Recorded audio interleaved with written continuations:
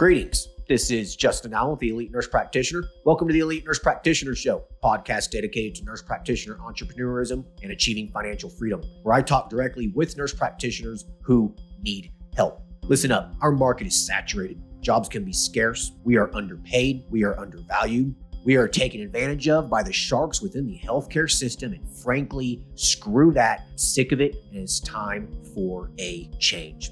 And listen, I'm here to help make that happen. We are powerful. We can forge a path where we are in control of our career and ultimately our financial and personal well-being. You do not need to submit to healthcare administrators and your doctor overlords. You do not have to take the measly salary.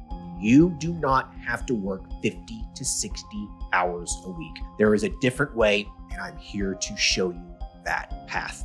This podcast is raw and unfiltered. I have not talked to the nurse practitioners in this podcast prior to the call outside of an email exchange to schedule the episode. What you're about to listen to is a consultation session between a nurse practitioner and myself. It is real, it is unscripted, it is unplanned, and I have no idea what we're going to talk about. Anything and everything can happen during our conversation. The nurse practitioners in these episodes are struggling with an issue in their professional or financial life, and they have reached out to me for help. My goal is to help the nurse practitioner with actionable advice that will enhance and improve their professional, business, and financial life. My other goal is to hopefully help my nurse practitioner sisters and brothers build a more productive, powerful, and free life. So I hope the content and information within these podcast episodes does just that. All right, onto the episode.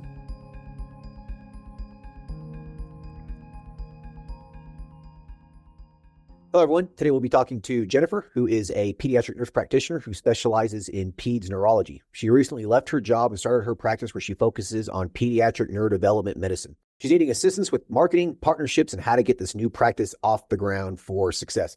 Hey, Jennifer, how are you? Good. How are you, Justin? Hey, doing good. Thanks for hopping on here. So, listen, I've never interviewed a pediatric nurse practitioner who specializes in pediatric neurology. I don't think I have anyways. So this is pretty interesting. So, tell us about yourself. How long have you been a nurse practitioner for? And, how did you get into peds neurology of all things? I have been a pediatric NP since 2008, and now my math is getting worse because I'm getting old. So we are at, is that 19 years? No, 17, something like that. Yeah. So the first 3 years I practiced in a super busy general pediatric practice in Maryland, and for 3 years, and then knew that was just not my jam. I felt like I was just kind of cranking kids through a factory, just 5-10 minute visits, boom, boom, boom, not my jam. So the opportunity came up, and a friend of mine at the time reached out to me and told me there was an opportunity at Children's National Medical Center in peds neuro. And at first I said, no way, don't think so. And I happened to be 5 months pregnant at the time with my first baby. So I'm like, why not go on an interview? And went, just kind of thinking really honestly, nothing would come out of it. And lo and behold, I took the position, and it started out as a hybrid role. So I was hired to be half neurodevelopmental pediatrics and then half peds neurology. So they're both, of course, very intertwined. So then I did that for about a year after I had my first son, and that was working full time, and having an hour plus commute was not working out so well for me and our family. So then I cut back to part-time, and then the role became condensed just into peds neuro. But I always had that background in neurodevelopmental, or just had that interest and had that background. So then I became kind of like you could say the developmental specialist. So I worked there for 9 years, and then moved out here to Northwest Montana in 2019, and took a job at the hospital here that had just opened a children's hospital, the first ever children's hospital. So got to be a part of that, getting off the ground, which was crazy, exciting, all the things. And then the pandemic hit a year later. So I worked there for 5 years in peds neuro, and then left my position there last month and well, actually at the end of May, and just started my own independent pediatric neurology practice not even 3 weeks ago. And here I am. Okay. Okay. All right. Interesting. So what made you want to, like leave your job, this kind of a thing, and really just dive into your own practice? Like what was like the real underlying factor there? I feel like there's so many. It's hard to summarize because I've had so many people ask me that same question. So I guess one was the continued search for a better work-life balance. Coming out here, moving out here, I feel like you trade one thing for another, right? There's always going to be pros and cons to everything. So I traded kind of like a busy metropolitan commute, spending 3 hours a day in the car, barely ever seeing my kids, working ridiculous long hours, feeling like nothing, I just had very little to show for it. I traded that for a 10-minute commute, which was amazing and awesome. But then the flip side to that was having to travel on a tiny little commuter plane all over the state of Montana, which at first sounded really cool and exciting. But then the novelty wore off after, a year or two of that. It's like, I was just getting super burned out doing that. Sure. And Sure. then also taking call. I had in my position before at Children's National, I didn't have any inpatient responsibilities, and here I did. So I had to take call just like the two peds neurologists I worked with here. So that was about 10 days out of every month, so about a third of the time. And call started out not too bad. And then after the pandemic, I think our town here, or our valley here, was the fastest growing micropolitan in the US post-pandemic. Okay. So it exploded from like, just a few weird cases here and there to like boom, and just went crazy. And so just not feeling burned out, feeling like I also wasn't getting the support that I needed to function successfully in that role from the neurologists that I worked with. And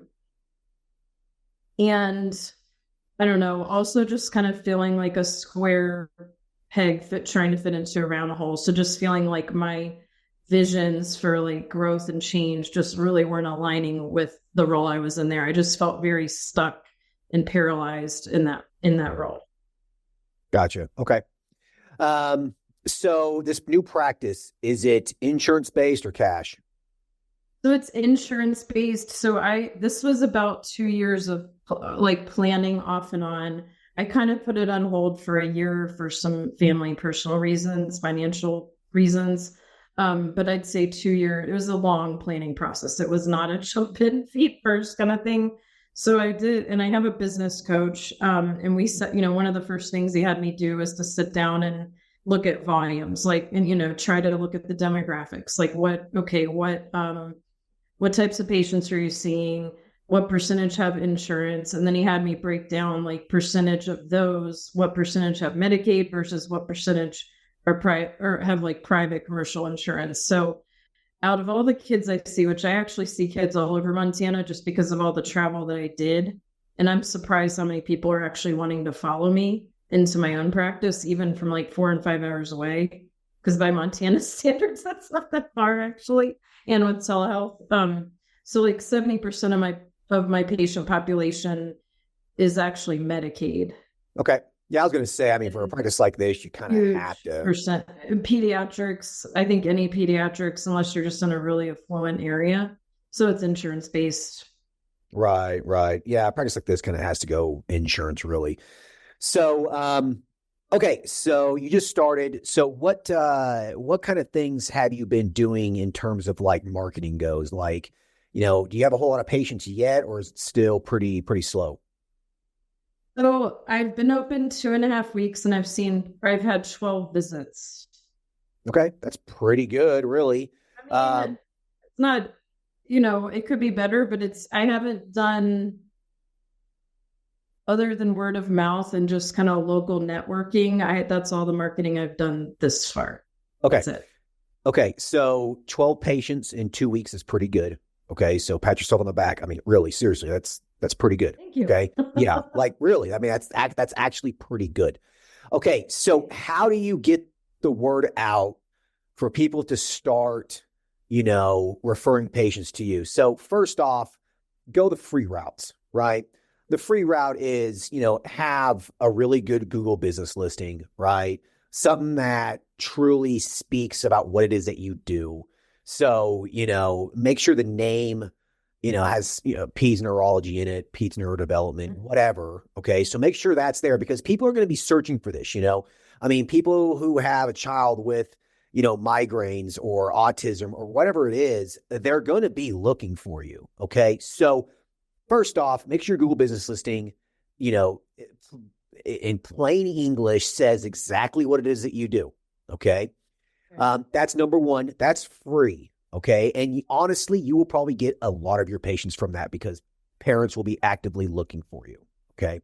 So make sure that's completely dialed in, make sure it looks good, pictures, and make sure it's linked to your website. Make sure your website, goes over the conditions that, that you specialize in, that you accept insurance, make sure there's, a button for people to book an appointment through, that sort of a thing, talk about your experience because a lot of times people are going to go to the about section. They're going to be like, who's my child going to be seeing? So make sure you, go over your extensive experience with it. Even think about making a little video where, you talk about these conditions and you understand what they're going through. And this is my treatment philosophy, et cetera. Okay. So you can make that and pop it into your website as well. Okay.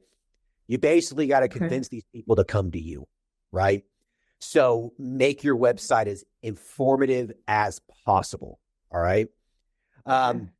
If parents land on your website and they get a lot of value out of it and they see that you really are an expert at this, then you've sold them on it and they're going to book an appointment. Okay. And then obviously, you gotta, show them your stuff at the visit. And if they really like you, they're going to follow back up with you. You know what I mean? So that's free. Another free thing is obviously get referrals out, right? Get the referral network going. So yeah. So what I would do is, this is going to cost you a couple of $100, go to a print shop or go online or whatever and get some brochures made, some pamphlets. All right. I guess I have actually done that. So I have flyers and cards, and that's what I mean by just networking. So I've just been going around to local offices, pediatricians, family practices, speech therapy, OT. I actually just got a few.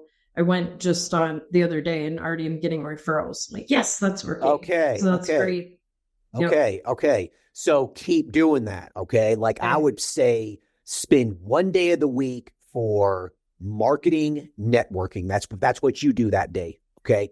You might not make money that day, but that is how you're going to make money, right? Like that's how you're going to build your business. So, get a cute outfit on, whatever, and go out and spread the word, talk to practice managers, talk to primary care offices, whatever. Montana is a big state, a rural state. It might be worth taking little road trips, overnight trips, going out, that kind of a thing. You can do direct mail straight to these practices if you want to. Basically just go to Google and type in pediatric office and then just start scrolling around, writing addresses down, and then make a nice envelope with the pamphlet in it, whatever, tell them what it is that you do. Happy to refer, I'm happy to see people. We can do telemedicine visits, etc. Blast it out to as many people as you can. If you do those things right there, okay, you will probably not have to spend a dime on marketing. You will probably get busy enough if you are patient. Okay. Yeah. So one thing I did forget to mention, I guess I included this in not just local marketing, but statewide. So I actually already have a really large following of patients, but I wasn't allowed, like most places, they wouldn't allow me to tell them where I was going, when I left the hospital, all the non-compete language or whatever in my contract. So I sent I called it a blast text out to like the providers I already worked with at the hospital that I know and like local providers. And then I also sent another one out to all the kind of like I call them big players in each of the towns where I went to do outreach. But I feel Okay. like people forget. So I probably just need to like follow up with that too. Probably, yeah. Be careful. Obviously, don't actively solicit the patients, right? Last thing Well, you I want to don't do work is, there anymore, so it doesn't matter now.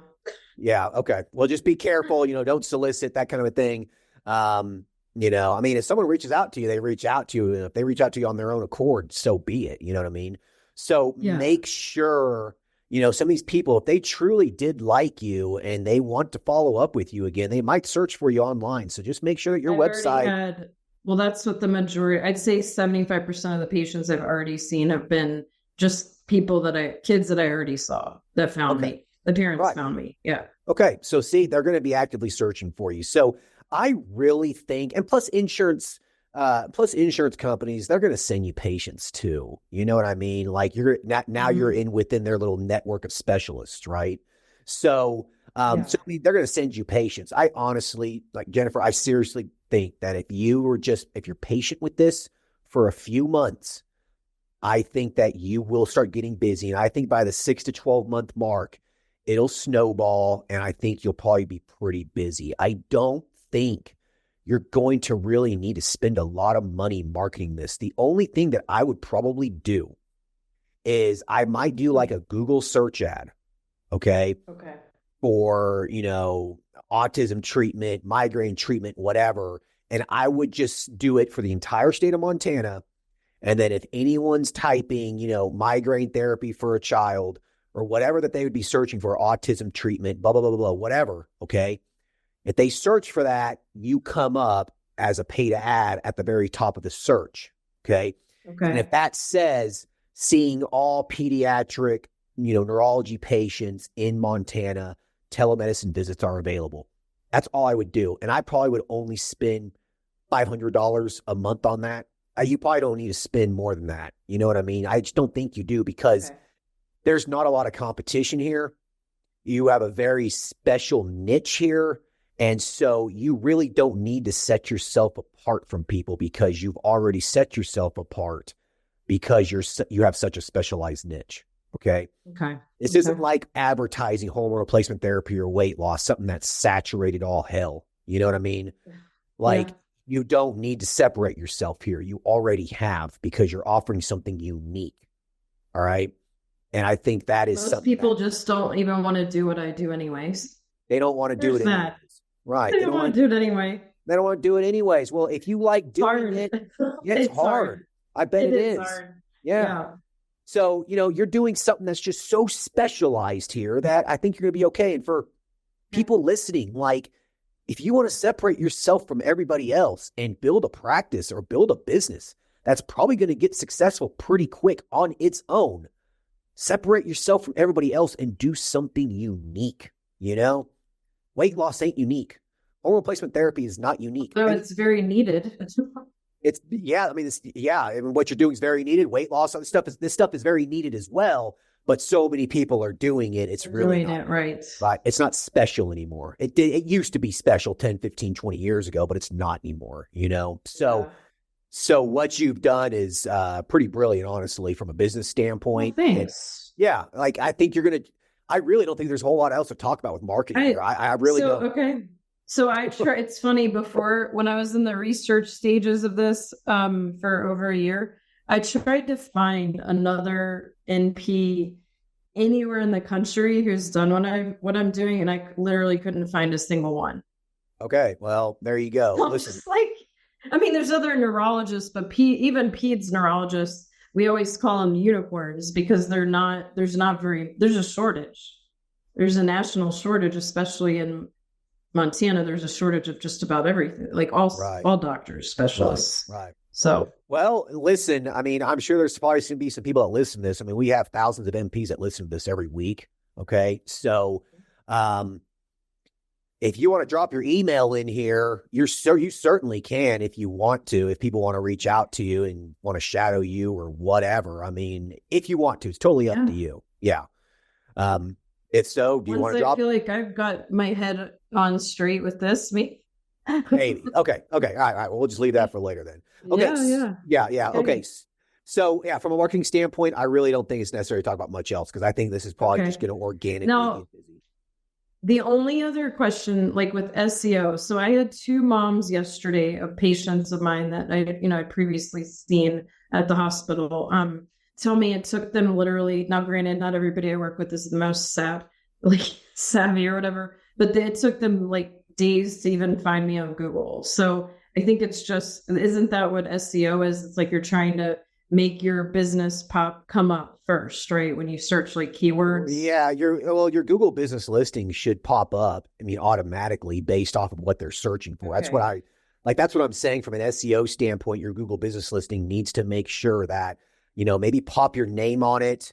Maybe I just need to look at that. Yeah, really think about, okay, people are looking for me directly, maybe at the very end of the, whatever your clinic's name is, blah, blah, blah, whatever, pediatric neurology, put like a hyphen and then put your name.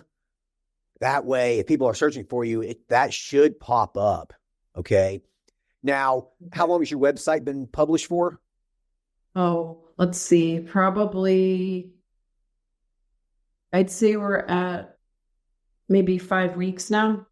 Okay. Yeah. And see that, and it takes 3 months to really get listed. Like it takes a little while. So that's probably just a time thing. Exactly. Again, I think, like I said, I think you just be patient. Yeah. And then awesome. if you start putting articles on there, you want to write a little article about pediatric autism or migraine treatment or, natural therapies for migraine, blah, blah, blah, blah, blah, whatever. Okay. And you put a couple videos on there and you make sure you sign it with your name at the very end of it. Okay. That's going to improve your SEO. Okay. And that's free to do. It just takes a little time. Okay. So do you recommend do you think that's better to put on your website or because I do have a Facebook page for my practice as well as an Instagram? You should be putting you just do it on all of them. You should be putting them on all of them. All of it. Okay. Absolutely. Okay. Yeah. Don't stick to just one channel. Blast out to as many channels as you possibly can. Okay. Yeah. Your website, Facebook, Instagram, et cetera, et cetera, et cetera. Like, get it out there. What's blown my mind is, I've only put 2 posts on my Facebook page and people start arguing. And I'm like, oh, good. I'm going to have to figure out how to police that. Just hide the comment. Hide the comment. Yeah. Just hide it. Just click hide. Okay. This shit, it's not worth your time. There's always going to be some of that, right? There's always going to. Listen, I hide comments for people who comment on Facebook, on Elite NP postings and stuff. I hide comments daily. Okay. Just like, this is not worth my time. Fuck this. Hide. You just wasted your time. Not worth it. Right. You just wasted part of your life. Hide.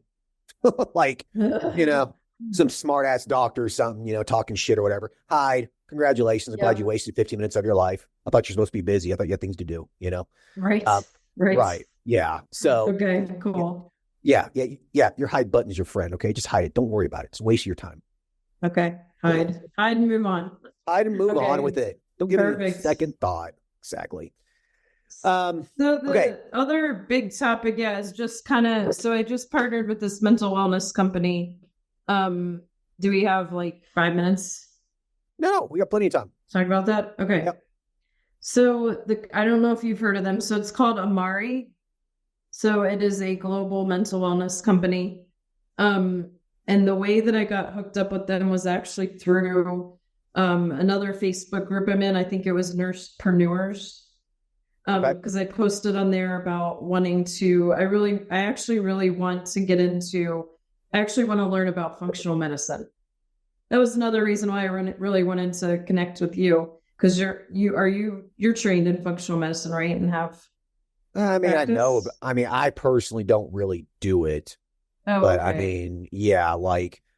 I know about it. I do integrate some of it into my, into my practice. But you have some classes, yeah. It's the classes that we have other NPs versed in it taught the clinical component. Yeah. Yeah.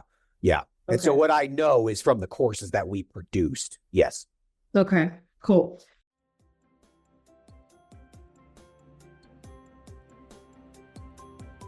All right. I hope everyone's enjoying the episode so far. I just wanted to take a quick break to thank everyone listening and also give a big thank you to all of my social media followers and email subscribers. If you haven't done so yet, please subscribe to our email list at www.elitenp.com and make sure to follow us on Facebook, Instagram, and LinkedIn. Email subscribers will receive updates on new weekly podcast episodes, multiple weekly articles we publish, new courses, and everything else related to helping you succeed. Remember, all elite nurse practitioner courses are designed to help you build a niche practice, increase your financial strength, and to break free from the rat race. If I can break free and the other countless nurse practitioners can break free, then so can you. Additionally, please share this podcast with your other nurse practitioner sisters and brothers out there. The more NPs that venture out on their own, the stronger our profession will become. Now, let's get back to the episode.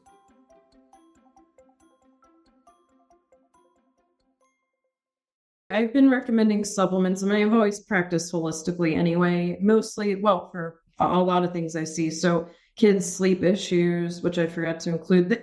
I do so many things, I always forget to include all the things that I see, but sleep issues, pretty much all the kids I see with almost any neurodevelopmental issue, whether it's ADHD, autism, or whatever, have sleep issues, right? So supplements for sleep, supplements for migraines, for anxiety, all that stuff. So I really wanted to find a company that that I felt was reputable and that, at least I could learn about the science behind the products, the research, and, just something that I felt more aligned with. So I do really feel that way about this company. So my question is, and there's a psych NP that is partnered with Amari as well. So I've gotten a little bit of tidbits from her, I guess. But I don't know if you have any recommendations on sort of how to navigate. I know you have to be careful with selling products to your patients, right? Like selling any products, I guess, to your own patients. Well, not necessarily. I mean, you really don't got to be careful about it as long as it's not a covered product. And we all know insurance is going to pay for this stuff anyways. Right. So exactly. you can recommend whatever you want. Okay. I mean, as long as you don't make that the requirement, then you shouldn't have. Of course not. No, that would be unethical. Exactly. So you shouldn't have a problem with that, right? So you can recommend whatever it is that you want. So you can tell them, hey, if you want this supplement, this is the supplement that I recommend. I do sell this supplement, just to disclose that I do, but I trust this brand. I like this brand. This is a supplement that I do recommend.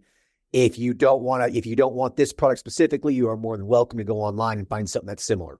You know what I mean? Okay. If you word it that way, I see I don't see any ethical issues whatsoever.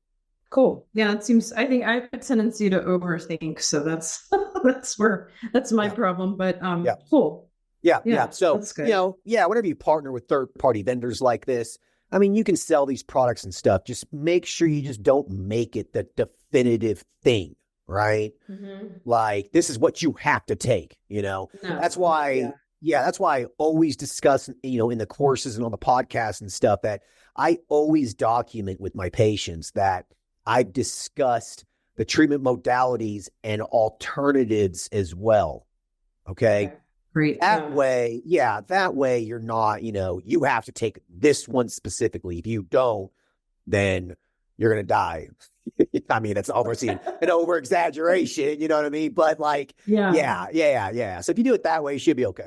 Okay. Well, and so it is network marketing, and I'm totally new to that. And that's a whole nother, probably not the smartest plan for me, or maybe too much to take on this at the same time as starting my practice, but I'm one of those go big or go home kind of gals. I went to their website real quick. I'm looking at their, the supplements and stuff. I mean, these things sell for $45 or whatever, I mean, it's not a huge moneymaker. It can definitely supplement some income in your practice, but I don't think I would spend a tremendous amount of time and effort on this. You're going to make your money by seeing patients. Seeing patients. Right. That's right. Where you make your money. The insurance is reimbursing you what, for a regular follow-up visit, what, $100, $150? Yeah, well, thankfully, Montana Medicaid, knock on wood, is pretty good. Their reimbursement is definitely better than where I was before in Maryland. Okay. So it's a little bit, it's not, of course, not great, but it's better. It's better than right. So yeah, so that's where your money is, right? So the income generating activity for you is, it's the patient visit, right?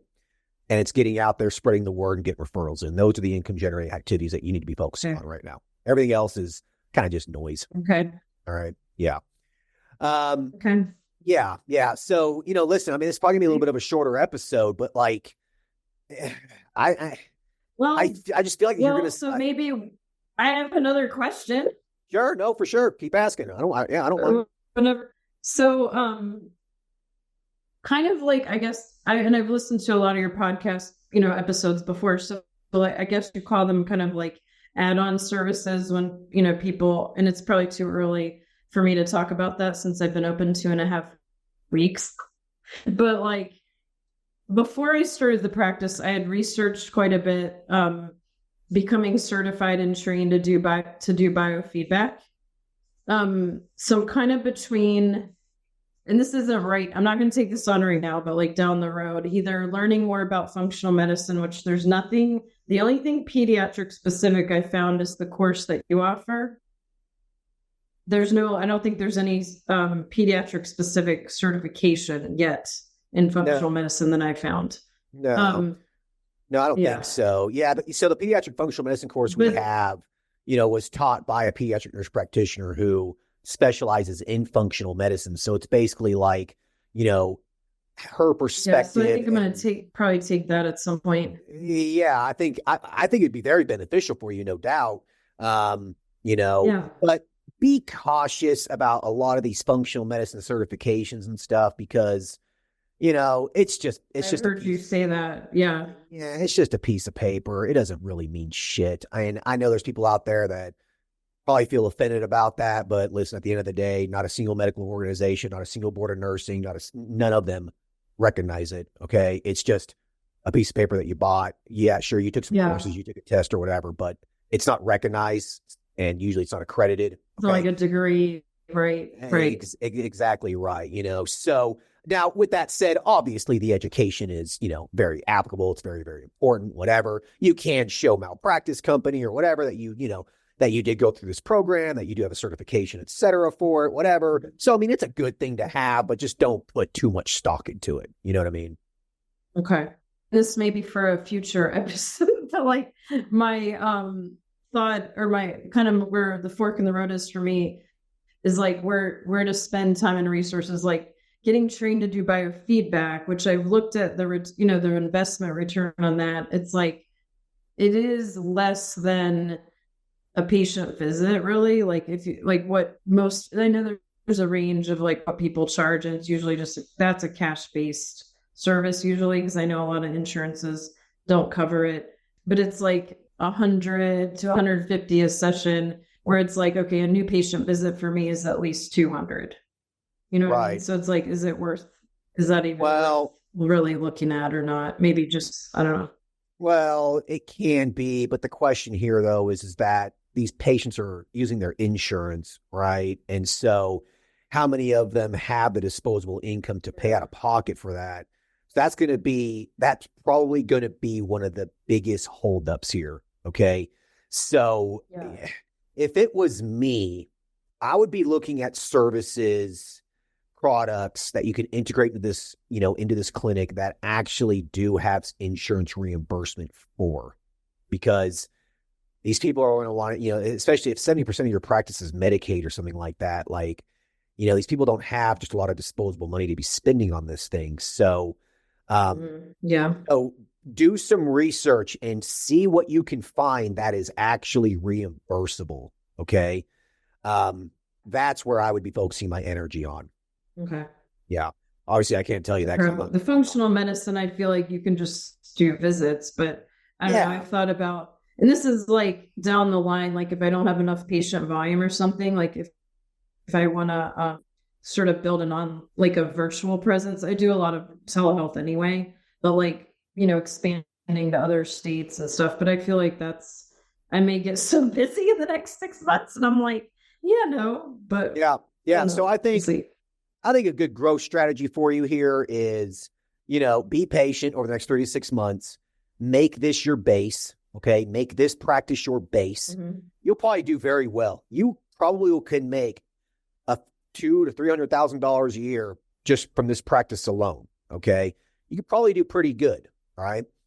And then if you want to grow and expand out of that, yes, you can expand and grow in multiple states nationwide if you want, and do cash-based pediatric neurology, functional medicine, whatever it is that you want to do.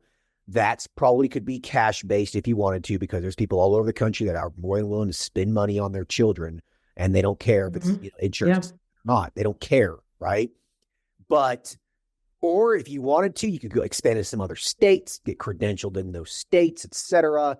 There's definitely some growth opportunities here for you, within the next 1 to 2 years. But I have a feeling that you're probably gonna have a nice little business here, a nice little practice. You're gonna be able to help a lot of people, and you'll probably get pretty busy, and you probably won't need to do all that other stuff unless you just want to. You know what I mean? Okay. Yeah. And then hiring staff, I've listened to so many podcasts. It's I know there's no perfect time to know when you need to hire staff, but it's if you're, right now, I tell my husband, I'm a secretary now, because it's you're dealing with if you take insurance. I have a billing company and I have insurance credentials, but I don't have a medical assistant yet. I don't have somebody answering the phone yet. Just kind of planning ahead. It's my thought was ideally a medical assistant would be my first employee that could sort of do it all. Yeah, well, for sure. Yeah. So if I'm a medical assistant, they can be your receptionist. They can be someone who checks vital signs, et cetera. Right. Depending on how you build this out, if you're only seeing one patient an hour, one patient, every 30 minutes, whatever. One person probably would work for a while. And then once you start getting busy, you might need someone just dedicated to the, front office and someone to the back office. Right. But I don't think that you're going to be there, maybe for a couple months. So it's going to be one of those, just am I spending a lot of my time and just on a lot of busy bullshit? And, and once you start getting to that point, I'm going to hire a receptionist, medical assistant. You know what I mean? Yeah. Yeah. Okay. Basically, and once I just have to suck it up. Suck it up. It's part of the process, right? That's kind of part of it. That's just kind of part of. It's kind of part of paying your dues. You know what I mean? At the very beginning, I did it, and so have a lot of other people. It's sure is eye-opening, though. It's man, you just have no idea all the things that go into it when you're just seeing the patients. If you work in a clinic, patients in the room, see the patient. Right.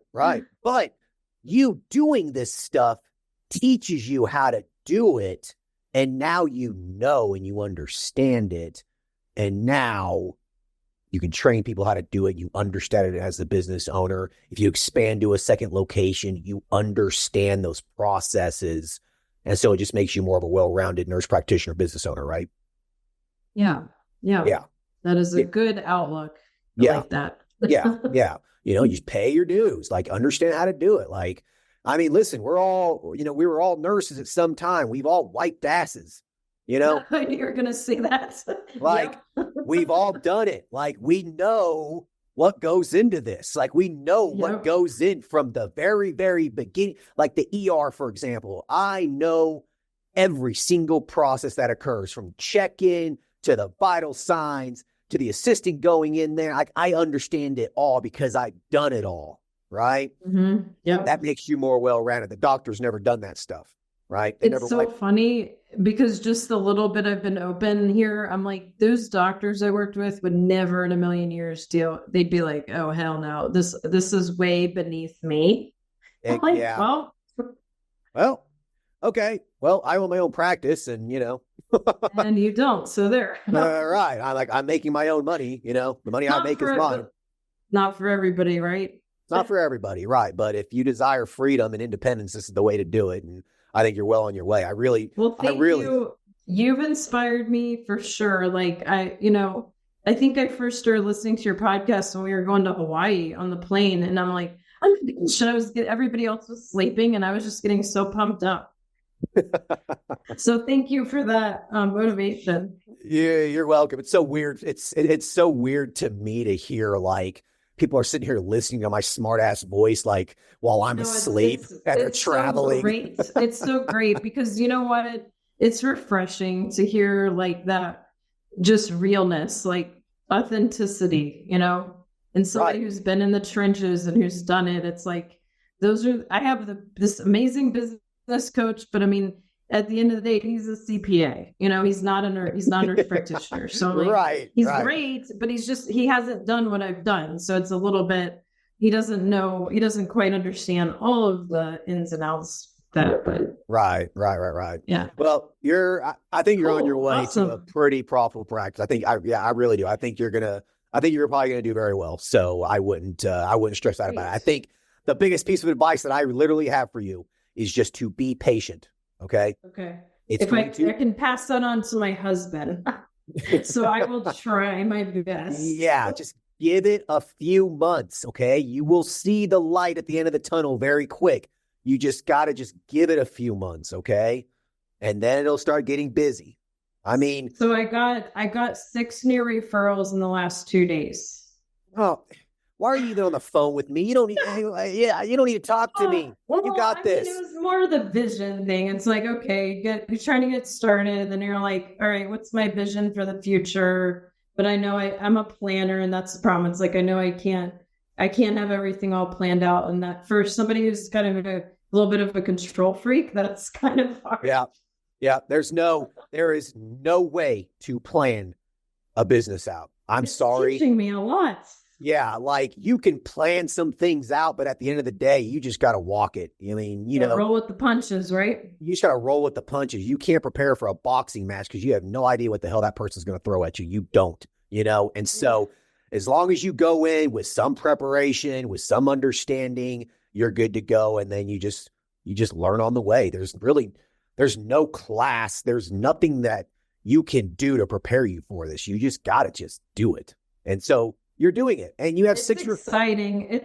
It's very exciting. I felt, this sounds very dramatic, but I felt like when I left the hospital and it was a very negative, toxic environment, well, the one doctor in particular, I just think he's an unhappy person. So when I left that, I literally felt like the shackles had been released. Like that sounds very No, very dramatic, but that's how I felt. no, you're completely right. I mean, I've heard that so many times from so many other NPs who started their own practice. I've experienced it myself, just like, oh my God, this weight that's been on my shoulder for the last fucking 8 years is gone. Maybe it was way longer than that. Yeah, it was for me, it was about 8 years or something like that. Like it was finally gone. Like, I don't know what happened, but like my anxiety almost like completely went away.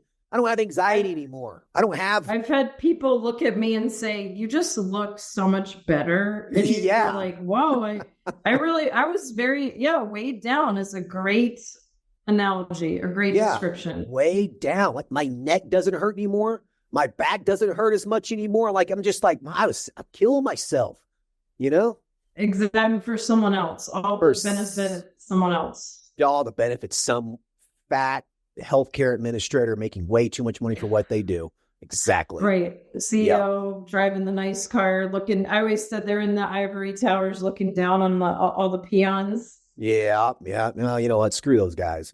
Yeah. Well, awesome. Thank you for being a mentor and just helping all of us NPs that are trying to get our own things started. So I never would have thought I would do this, but you never know where life's going to take you. Yeah. No, congratulations. So you've listened to the episodes before. So I like to end the episode with you asking me a question. So do you have a question directly for me, a curiosity, something you've just wanted to ask me?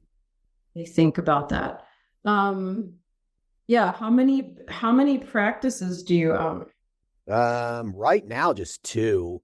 So yeah, I closed my medical cannabis clinic down just because I went recreational in my state. I still had business, but it's slowed down. I probably, 30-40% decrease in revenue. And I don't know. I just got to the point where I was just like, I really don't need to do this anymore. I don't need the money. I just don't. You know, I was like, Yeah. why am I spending a day out of the week doing this when I don't need it, you know? Yeah. Yeah, it Yeah. was just, Like, it was, man, it was play money. You know, I'd use that money at the casino or something. I just didn't care about it, you know? Um, so yeah, so just two practices right now. Just my two men's health clinics. I thought about opening a third and fourth, fifth one and stuff like that, but I don't know. You know, I'm content, you know? well, and it's like you think about it's really like with just this little bit I've been doing this, it's like you really start to think differently about what your time is worth. Yeah, exactly right. You know, like Yeah. once you hit certain financial milestones that, you know, bring you closer and closer to financial independence and early retirement and, you know, financial freedom, that kind of thing. Once you start getting closer and closer to that number, or once you hit that number, you kind of just sit back and you're just like, why am I exchanging my time for these things when I really just don't need to? You know? Yeah, I'd rather one of the deciding oh, go ahead. Sorry. Oh, yeah, I was gonna say I'd rather go on a hike or play with my kid or something, you know? I just would. Yeah. Well, my mom passed away a year ago. I didn't even mention that, or a little over a year ago. And before, I mean, it was very sad and sudden and all that, but I was able to, because of her inheritance, some inheritance money, I was able to not have to take out any loans for this. Perfect. So before I would have had to probably take out at least a small business loan. So I'm thankful. That was another thing that just pushed me like, okay, do it. Right, right. And you know, when someone close like that to you dies, you know, you do really, you know, I mean, we're all nurses, nurse practitioners, we're in healthcare. So I mean, you know, we all should realize our mortality.